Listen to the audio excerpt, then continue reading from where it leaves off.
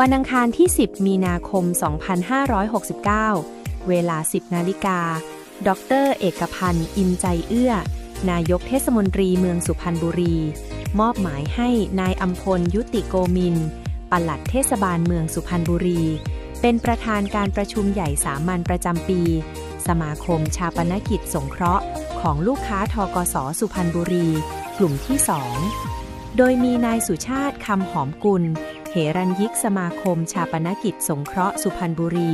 กล่าวรายงานวัตถุประสงค์การประชุม ณ โรงแรมสีอู่ทองแกรนด์ จังหวัดสุพรรณบุรี